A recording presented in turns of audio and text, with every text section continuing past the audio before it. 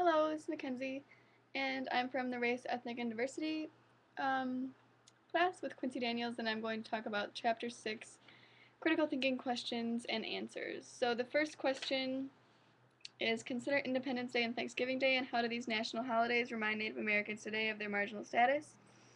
I think that Independence Day is supposed to be a commemoration for the Declaration of Independence, and I'd like to read a quote that John Adams said in his famous letter of July 3rd, 1776 to his wife to put the celebration into perspective, and it said, "The second day of July 1776 will be the most memorable epocha in the history of America. I am apt to believe that this will be celebrated by succeeding generations as the great anniversary festival. It ought to be commemorated as the day of deliverance by solemn acts of devotion to God Almighty." And I'd like to note that the Europeans came over because they wanted to establish a separate group of people with their own beliefs and views. Obviously, they weren't going to come over and learn the ways of the Indians, but the reason why, Native Americans wouldn't think that that's a good thing because they came over and stole their land to create land to worship on that they don't believe by. And I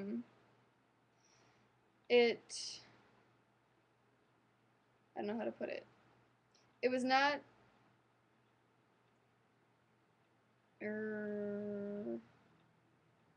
Independence Day wasn't, it was created to be in like a superiority to Native Americans.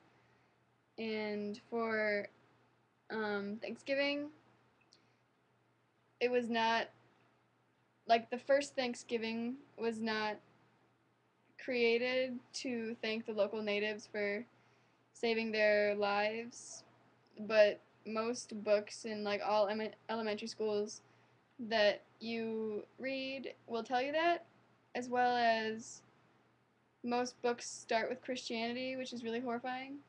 Ooh, that was a bad opinion. Um, but Native Americans are the true Americans. What we call America today isn't America. We are not really Americans. We're all immigrants. And for them to have to deal with such mortifying celebrations would just be really hard on their mentality, but they can't really do anything about it because they're in the minority. Second question is, chronicle of how aspects of leisure time, from schoolyard games to Halloween costumes, team mascots, trivialize Native Americans, and what experience have you had in such episodes? I think that, for example, we talk about this a lot, is Native Americans are not mascots. What people do with mascot labels is poke fun. They might not know that they're making fun of the nationality or the race or the ethnicity or the culture, but they are, like, dancing like I'm a Native American to rile people up at a game when it's not really a native dance, and they're wearing beautiful native dress, but they might not actually be respectfully representing the culture. I mean, it's a sacred thing to wear native clothing, to have native tongue, to dance like native dances, and it shouldn't be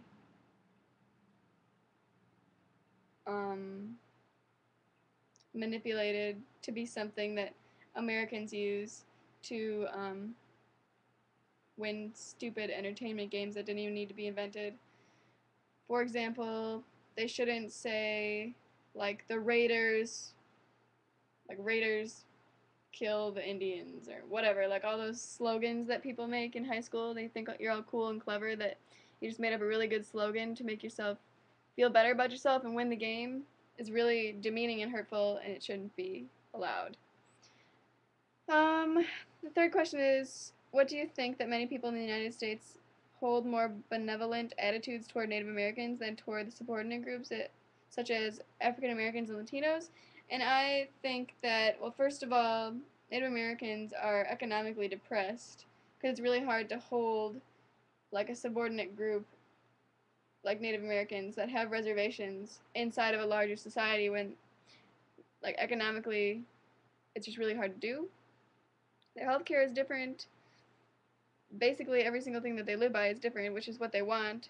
I mean, physically most of the Native Americans are in the reservation, but ideologically and mentally that's their that's them. Like America is theirs. It's always been theirs. It's always going to be theirs. Just like the Jews really were in Palestine, not the Islams. It's not their fault that the Islams think it's there now because they've been there forever. But I mean, it's the same case. And we aren't even fighting over it. We just kind of like killed them and said it was ours. But I think that it's more benevolent because,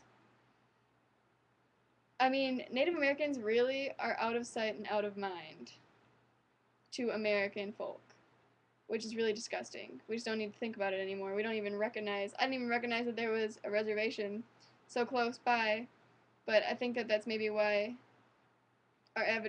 we have more benevolent attitudes, whereas African Americans are not out of sight and out of mind, and neither are Latinos, which isn't a bad thing at all. I think that's a great thing, but I think that Native Americans shouldn't be out of sight and out of mind either.